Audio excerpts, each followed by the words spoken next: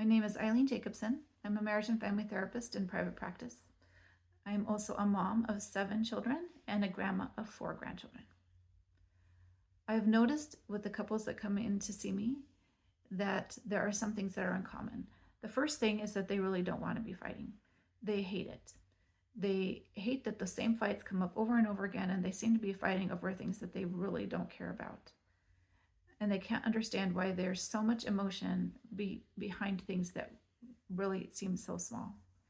The other thing that I noticed over time is that there seem to be 3 things in common underneath all of the fights. So the things that are in common are the 3 attachment questions. So attachment is another word for feeling safe and connected together. So there are 3 questions that couples ask each other to create a feeling of being safe and connected, or attached, securely and attached to each other.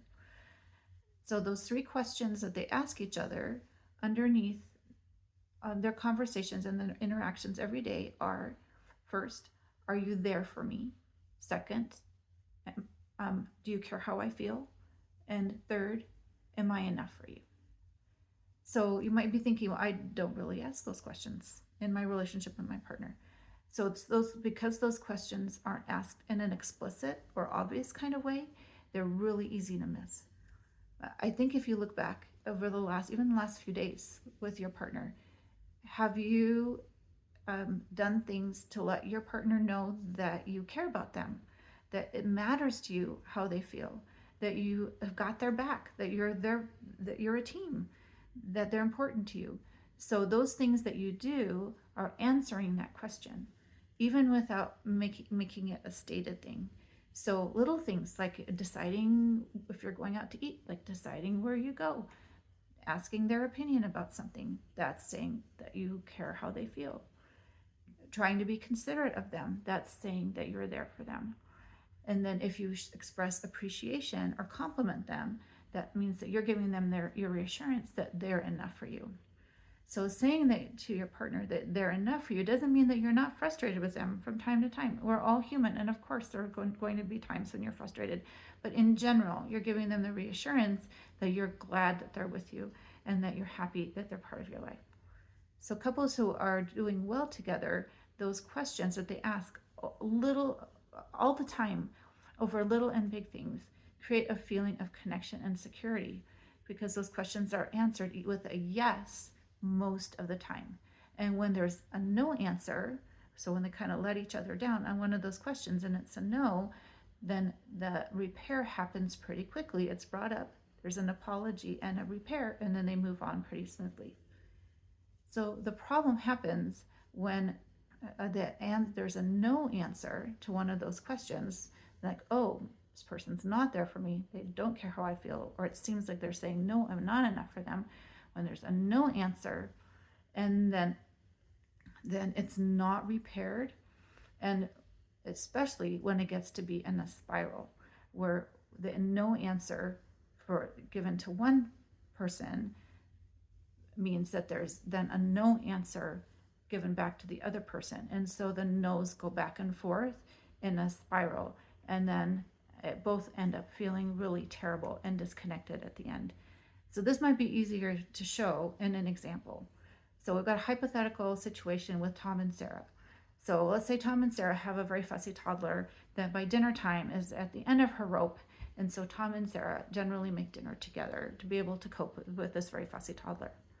So let's say that Tom is by dinner time has a bit of a migraine, and he sits down for just a minute in front of the TV to rest and close his eyes. But he hasn't told Sarah that he's not feeling well. So he falls asleep without meaning to in front of the TV. Sarah gets started on dinner and is expecting Tom to join her, as he always does. So Tom and Sarah cooking dinner together is their way of saying, I'm there for you, I care how you feel, because they're supporting each other in this difficult time of the day. But now Sarah's making dinner by herself, and Tom is not joining her. She doesn't know he's asleep. She doesn't know he doesn't feel good. So he is giving her a no answer. No, I'm not there for you. No, I don't care how you feel. So even though it's unintentional, still that's the message that he's giving her. If Sarah and Tom are doing well together, then she's going to see this no answer as an exception. So she thinks, wow, that's kind of weird. So then she'll go down and check on him. Hey, are you okay? What's going on? And then he could say, oh, so sorry. I'm just not feeling good. I've got a headache. How do you feel about sandwiches? So now she has an explanation that this no answer was unintentional. He didn't mean to let her down. He does want to be there for her. And then they really quickly can come up with a solution and move on. Now, let's say that Tom and Sarah are not doing so well. And Sarah is braced for a no answer because she feels like she's been getting a lot of those recently. Like Tom, she's not sure that Tom actually is there for her. She's not sure that he cares how she feels. So as she starts to make dinner and he doesn't show up, then now it's a confirmation of her worst fears. So she starts to get more and more upset as she's making dinner. Like, I knew it. I knew he wasn't there for me. I know he doesn't care. This is more of the same. I can't count on him. It's getting more and more upset. So it's not about dinner anymore. It's about feeling alone and abandoned. So by the time dinner's on the table, she just is so upset she can hardly speak. And so when Tom realizes what's happened, he shows up. He is braced for her criticism. So when he comes to dinner table, he is ready to defend himself because he knows she's upset. So what he is looking for is reassurance that he's good enough. So even though he's made a mistake, unintentional mistake, he wants to know that he's still good enough for her, that he hasn't failed as a husband. But because she's so upset and feels so alone, then she launches into him and tells him why is the TV more important to me? You aren't there for me when I need you. And this is more of the same. And then he feels terrible about, like she's saying he's a terrible husband. So he's defending himself, making the case for himself why he's not a terrible husband.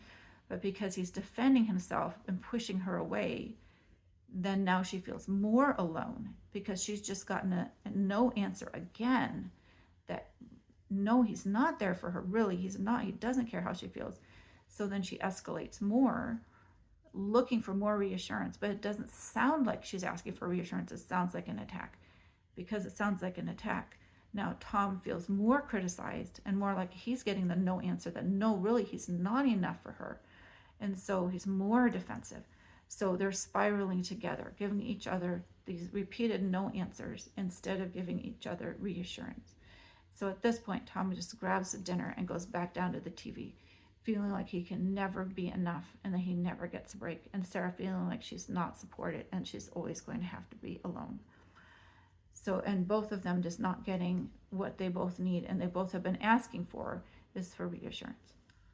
So what could Sarah have done? In this situation, Sarah could have, in hindsight, Sarah could have realized as she was making dinner and getting more and more upset that what she was really upset about wasn't dinner. It was about feeling like he didn't care and like he wasn't there for her. So those two questions that she was feeling like she needed reassurance for was, are you there for me? And do you care how I feel? So she should have gone to Tom and she could have said, Tom, I'm just feeling really alone. I really need to know that you're there for me and you care how I feel right now. And that would have given Tom a chance to give her that reassurance and explain that he didn't mean to leave her in the situation by herself. Also, on Tom's side, one thing he could have done is when he wasn't feeling good is to explain, I want to be there for you. I care that you're dealing with this by yourself.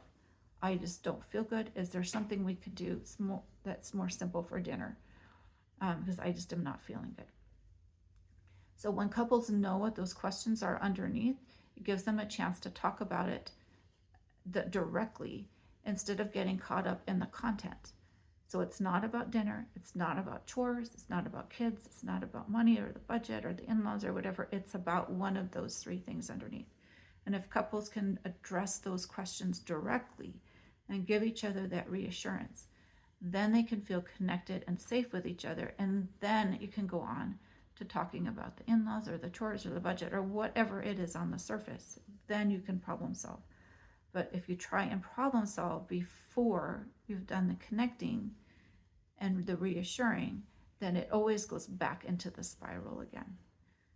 So it's really important to deal with the reassurance first and to feel heard and connected first before you try and problem solve. So I've noticed that couples who use this strategy cut their session times down by almost half the number of sessions that we need for couples, because it works in being able to short circuit those spirals, and they don't get caught up in the content. They understand what's happening underneath.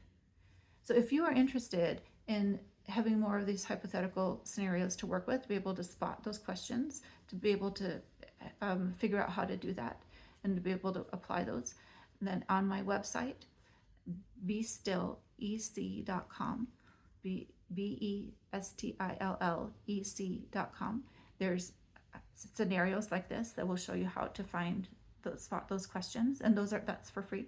There's also a relationship evaluation quiz, so you can take that and see, how you feel like your relationship is as far as being safe and connected. And it's not meant to make you feel discouraged. Every relationship has strengths and weaknesses, and then you can try applying those questions to your relationship, and then see where the improvements are. Take the quiz again. So it's meant to be encouraging. So then you can see where the improvement is, and then take the quiz again, and then work some more, and then take it again, and you'll see improvement. And so it's meant to be encouraging. There's also some classes available through my website. So, and if you like this video, if you found it helpful, then please give it a thumbs up.